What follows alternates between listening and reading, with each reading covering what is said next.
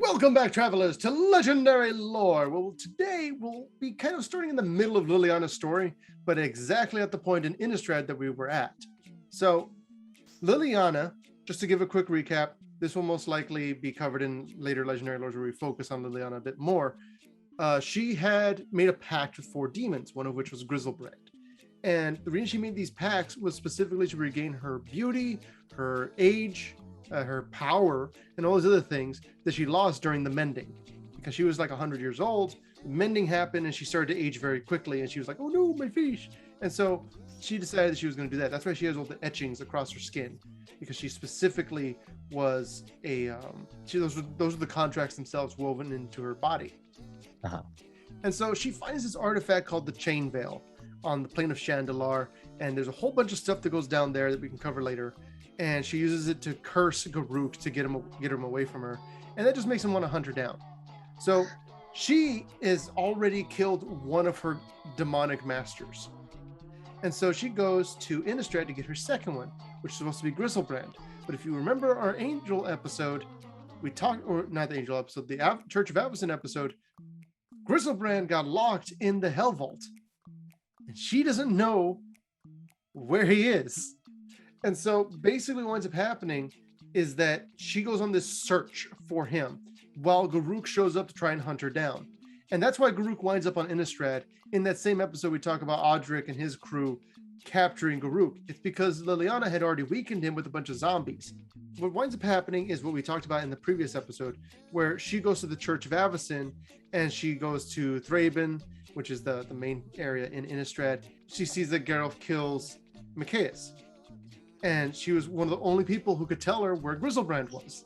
And so she's like, okay, resurrects him, turns him into a zombie, and then she finds out about everything that happens to Grizzlebrand and everything that happened to Avacyn and everything about the Hell Vault.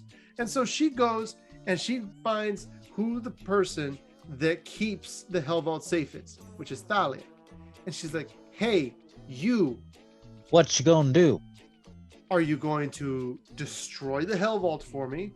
Or are you going to allow me to kill all of your friends that are here with you? Every single soldier under your command will die right now unless you pop the Hell Vault for me. And so Thalia's there like, do I have to? And she's like, well, I'll kill literally every single one of them and go ahead and try to stop me. I have a chain veil. What's that? It doesn't matter. I'll kill you. And so you won't be alive long enough to find out if I tell you. Yeah. And so Thalia, she's like, you know what? Recall, we talked about how Thalia, despite being extremely adept, also cared a ton about people. And knowing that she could save all these people's lives by destroying the Hell Vault, she did. And so, the Hell Vault was destroyed. Right. Nobody could get past Thalia, except Thalia.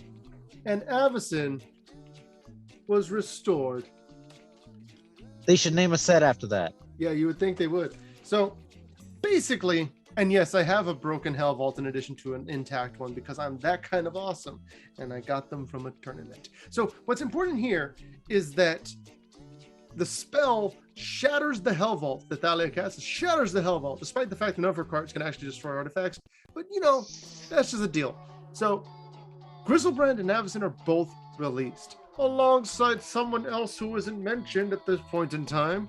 But Liliana then doesn't really care about Avacyn, tracks Grizzlebrand down, and just slaughters him. She kills everything in her path to get to Grizzlebrand. And Grizzlebrand tries to be like, hey, look, don't kill me.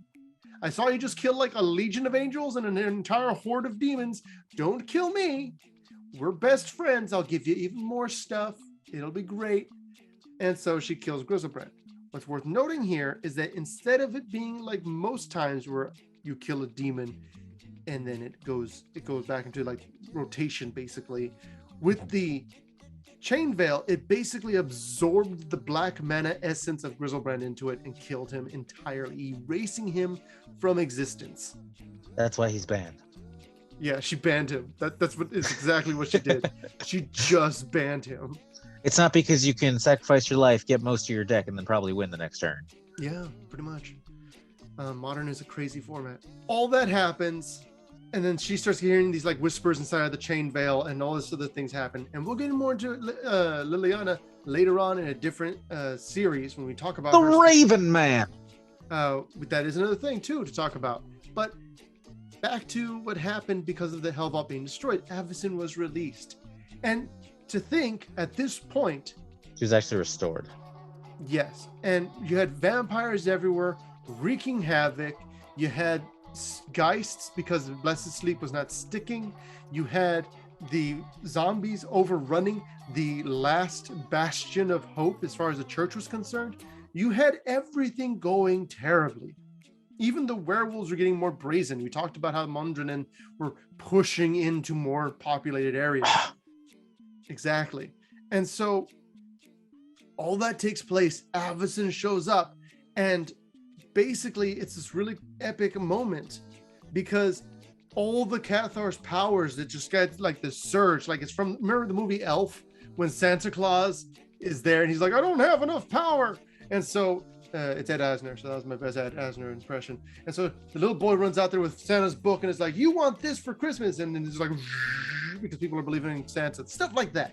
And so the belief in Avacyn Claus is what really causes everything to go into this full effect, and everybody has a chance to. What is the face, Joe? Did you mean the clause where they believe in Avacyn where she gets power? Or were you calling her Avacyn Claus because we were just talking about Santa Claus? Have you ever seen the Tim Allen movie, The Santa Claus? It's a little of both. A little of both. A little of both. So here's what's really cool about Avacyn. So at this point, Avacyn has just been released, and everybody's super like, finally, Avacyn's here. Yay. That's the humans. The monsters are all like, oh, snap. Avacyn's here. Book it. But it turns out that during this time, an entire town, entire villages were turned into werewolf groups. And werewolves had kind of settled down in different spots. And there's this remote village called Gatstaff. That's where the Gatstaff Shepherd is from. Literally everyone there is a werewolf. All of the people in that town were werewolves. And so Avacyn shows up at the Gatstaff Grotto. And there's a ton of werewolves there, and they're ready to fight Avacyn, even though she's literally indestructible. They're like, we can take her. And they show up, and Avacyn's like, look, I'm going to give you guys a chance. I know you're all just normal people. I know you're humans at heart, but that in your souls, you're wolves, right? Mm-hmm. It's a curse. I cannot break the curse of lycanthropy. The curse mingles the human spirit with the spirit of the wild. And the wild spirit cannot be destroyed without also destroying a werewolf's humanity. You were saying they were trying to fight her and she's indestructible. I just imagine them like punching and clawing at her while she's preaching to them. Yeah, pretty much. And they all just kind of like stop, like, what's happening and why? What happens is that she tells all these werewolves, look, I can't do anything to help you. But if you allow me to, I can give you guys the chance. If you're truly repentant, I can make it to where you will be perfectly fused together as Wolfear. And as Wolfear, yes. And as Wolfear, you will be able to protect people from evil. I'm going to allow you to use basically your curse for good, right? So and they're just like, so it's either that or we die, right? Yeah. Yes. Yeah, okay, we're much. good at the Wolfear thing. Sounds good. And so the Wolfear are allowed to be guardians of humanity by her. And so she sends out this huge thing called the Curse Mute. And the Curse Mute goes out, and anyone that accepted it became Wolfear. Now, here's what's important here. It also affected Garuk, because in his soul, he was still repentant for his evilness. And that allowed him to regain some of his sanity, because he had completely lost it by this point. And this was the only reason that he basically planeswalked as far away from people as he could so that he wouldn't kill everybody. And he also tried to get some help from Jace and stuff like that. So we have all of these different bits happening. And it's worth noting that when the Curse Mute happened, it actually dissolved some of the Hell Packs. The entire Mundran Hell Pack was erased. The Leerog completely destroyed by Avacyn. This is the serial killers, right? Yes. Okay. The ones that eat kids. The Vilden specifically showed up after the Curse Mute. And remember how I talked about the Kralin Horde being the biggest one? Yes. Even after and during the Curse Mute, they were still around. They were still a pack. And they it was partially I'd expect they're extremely large numbers that allowed them to continue to exist. Even I imagine like some of them were repentant, as you said, just like, whoa, Avacyn, not all of us are evil. Yeah, pretty much. You're right. You're right.